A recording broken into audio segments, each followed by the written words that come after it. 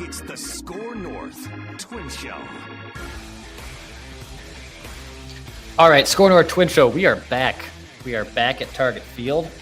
Little Arnie Palmer. It's like, what's the heat index today?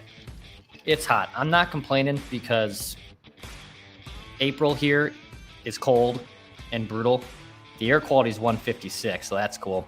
It claims it's 86 degrees at 5 p.m. Central Time as I'm hitting the record button here on the SKOR North Twins Show. It feels hotter than that, but glad to be back. It's been a couple weeks since the Twins played a home game. They haven't been back here since the All-Star break. They opened up the 3-game series against the Washington Nationals here before getting the Boston Red Sox for 3, and then they leave for Cleveland. Well, they'll be hanging out until that trade deadline hits on July 31st. If you haven't already, hit the like button and subscribe button here on the SKOR North Twins Show YouTube channel. If you're looking for the latest Twins trade deadline rumors, if you're looking for the latest intel from the clubhouse, anything Twins related, my name's Declan Goff. Thank you to everyone who has supported and hit the like button and subscribe button that has done so already. I cover the team in a podcast form. I'm at the majority of home games, plus join Mackie and Judd to give them the latest on the Twins. Trevor Plouffe joins us every Tuesday, current Twins broadcaster, John Boy media extraordinaire, former Twins player. So plenty of SKOR North, plenty of Twins content here at SKOR North. So appreciate everyone who has supported. So with the trade deadline 6 days away, and this being the first time that we had the access, at least locally here, to talk to some Twins players, got in the locker room today around 3 o'clock. Pablo Lopez, which I have some updates on, by the way, as just what he's been able to do in his injury rehab. So I'll have that here in just a second. But he was asked, Pablo that is, about the trade deadline. And his exact quotes on this, and I loved it. It's in the headline of this video and YouTube channel. He says, this is when things get spicy.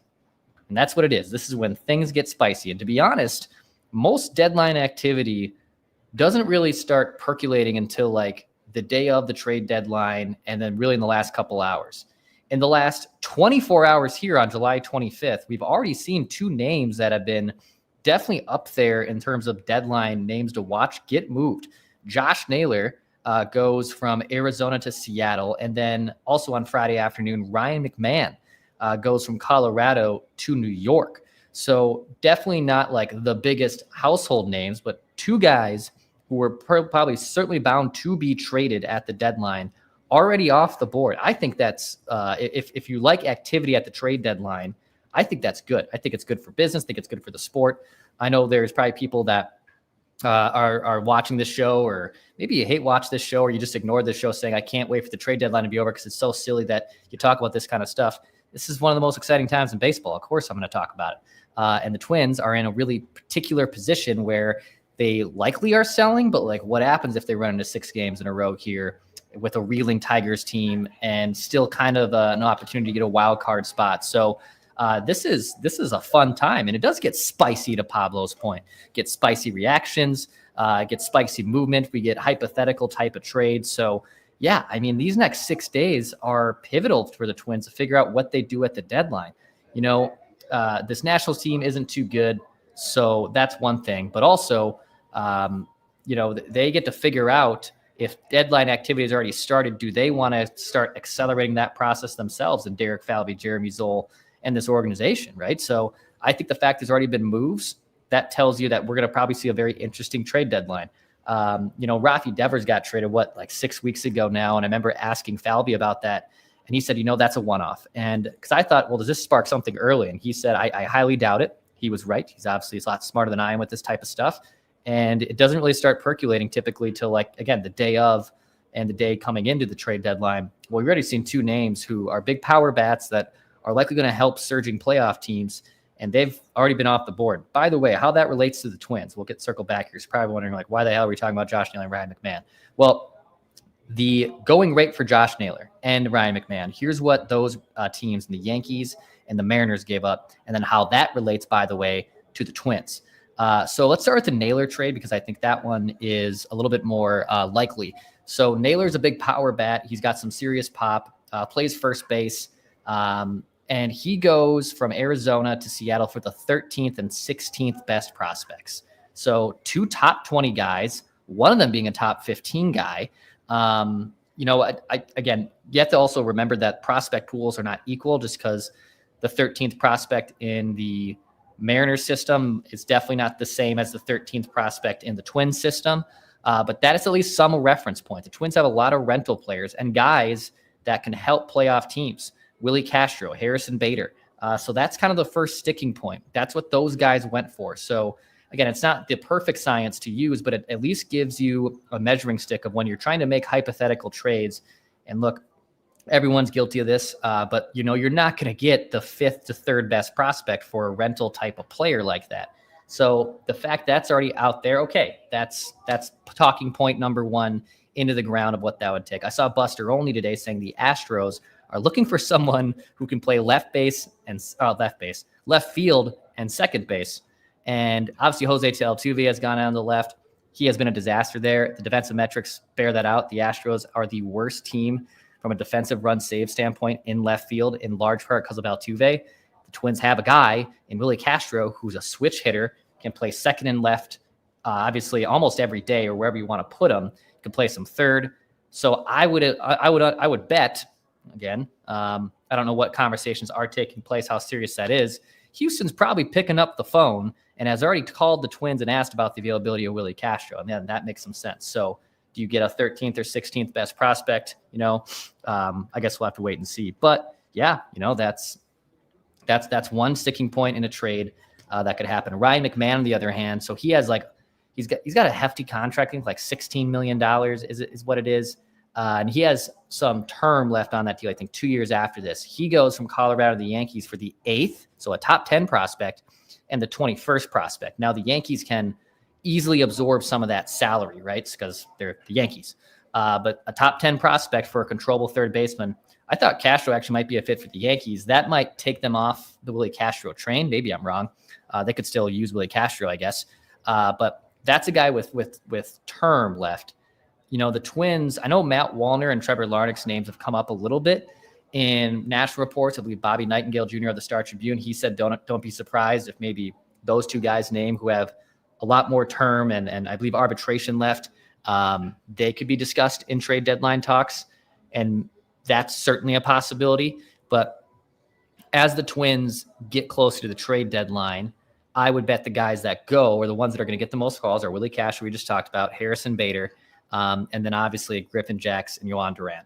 I would probably peg Jax in front of Duran in terms of likelihood of going. But again, we are still a little early and we don't know exactly what teams are willing to pay for that. Jax, normal numbers, his ERA looks a lot more bloated, but his swing and miss stuff's there. His FIP, his field independent pitching number, it's much more in line with what he's been able to control. I know he had an epic blow up on Wednesday, and he's actually had 4 of those this season. I would still assume teams would pay top 10 prospects, and it's a Twins borderline asking price of that is 2 top 10 prospects. I don't blame them at all for that.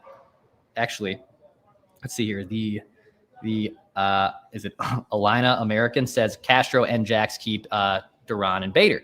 Well, here's another idea is you might throw in Castro and Jax in the same trade to get more in return.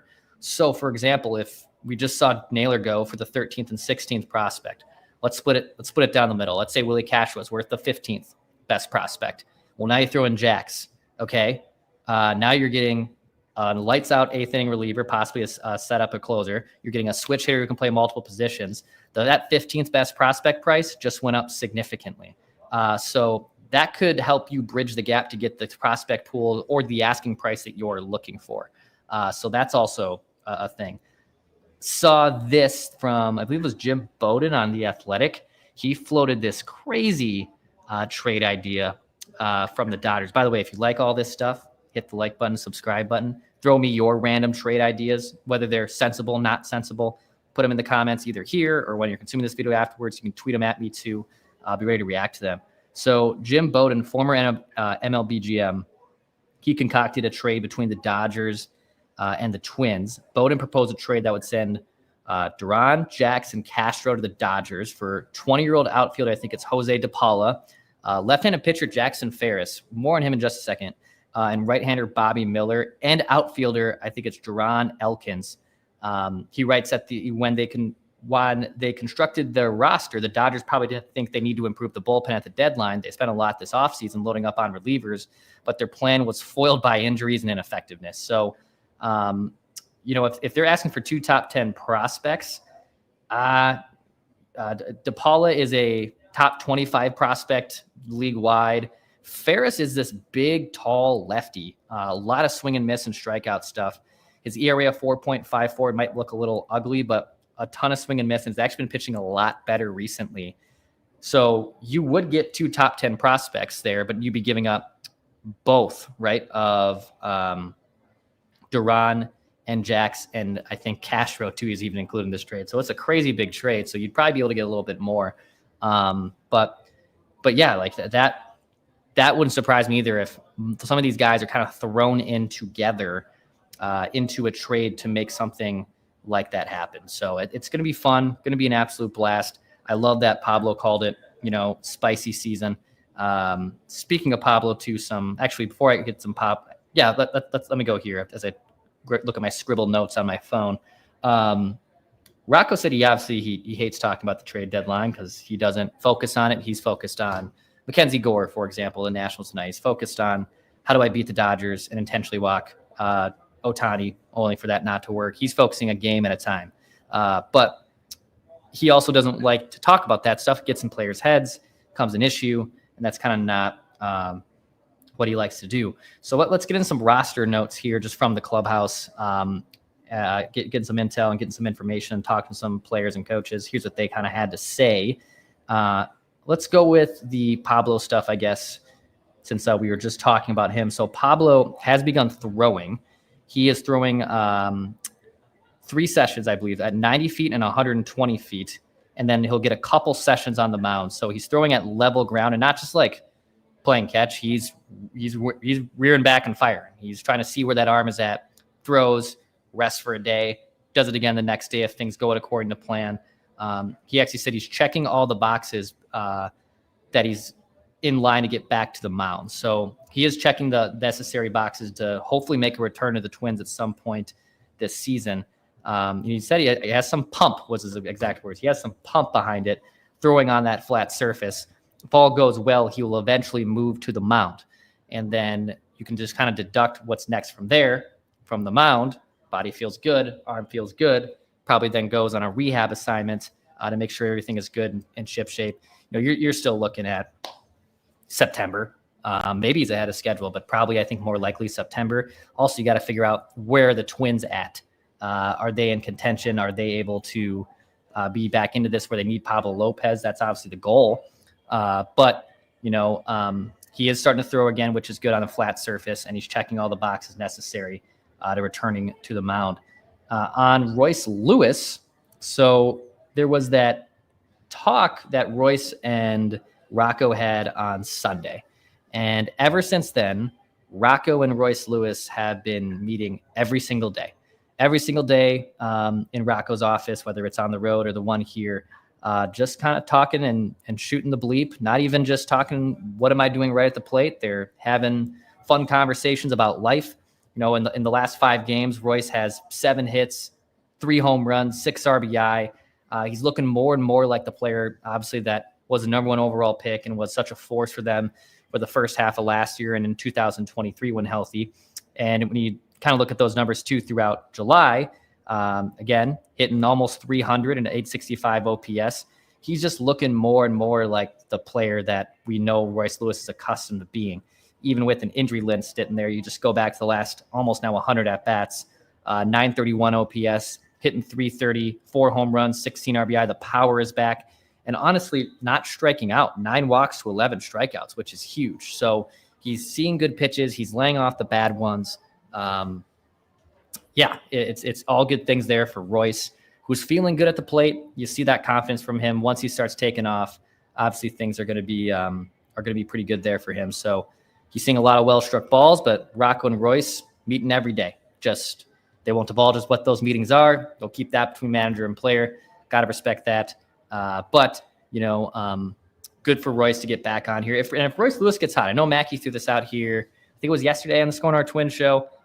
if Royce gets hot and has joined the party, and by the way, Carlos Koreah, I know it's been a largely disappointing season for Carlos at the plate. Easily his worst season at the plate, and in his Twins tenure for sure. But he also is starting to heat up here a little bit and starting to join the party with Byron Buxton, who's coming off, obviously, an all-star campaign.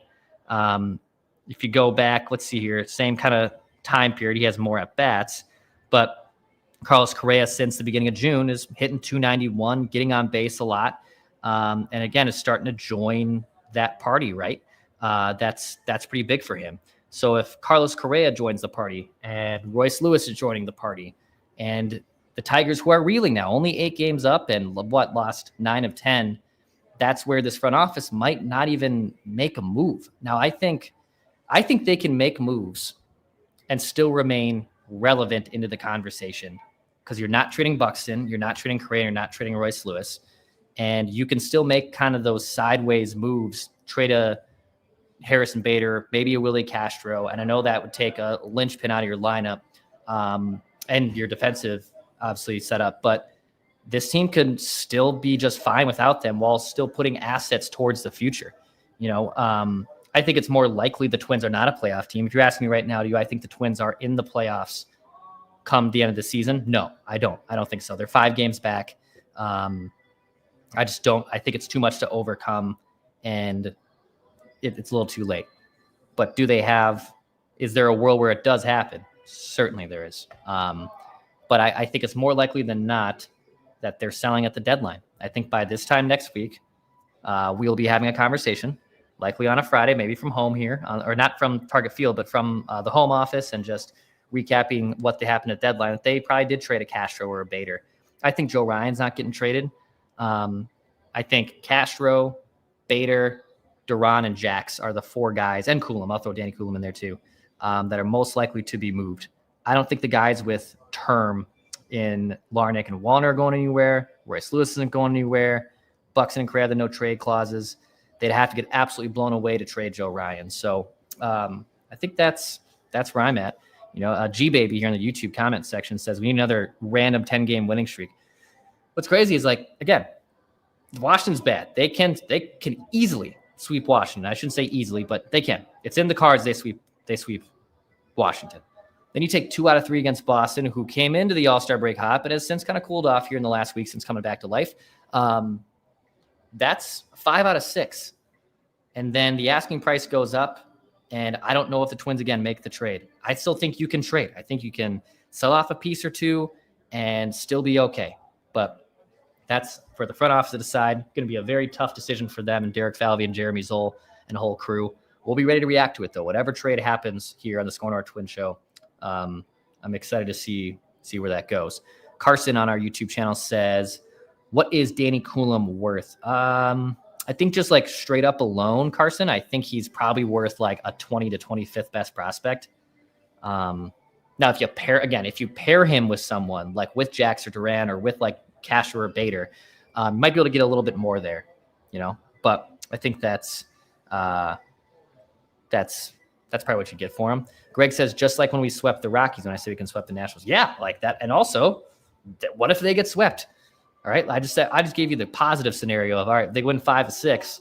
They're probably not going to be as aggressive as selling. You lose 5 of 6. If you don't sell, I don't know what the hell you're trying to do. So that's also a big thing there. So yeah, I touched on Pablo, his rehab, touched on the Royce and Rocco thing. Yeah. I think that's the majority of my notes here on the SKOR North Twins Show. This has been awesome. I love this. Is probably one of my favorite times of the year again. So whatever happens here at the trade deadline, we'll be ready to rock with you here. We'll have a Trevor Plouffe Tuesday next week. State of the Twins on Monday. I will not be here tomorrow at the ballpark, but back on Sunday, I'll do an extra innings recap from the series again, kind of where things stand by the trade deadline time. But yeah, thanks, guys. Appreciate you. Hit the like button. Hit the subscribe button. This is the SKOR North Twins Show. My name's Declan Goff. Thank you so much for listening, watching, and hanging out, and I'll be talking at you soon.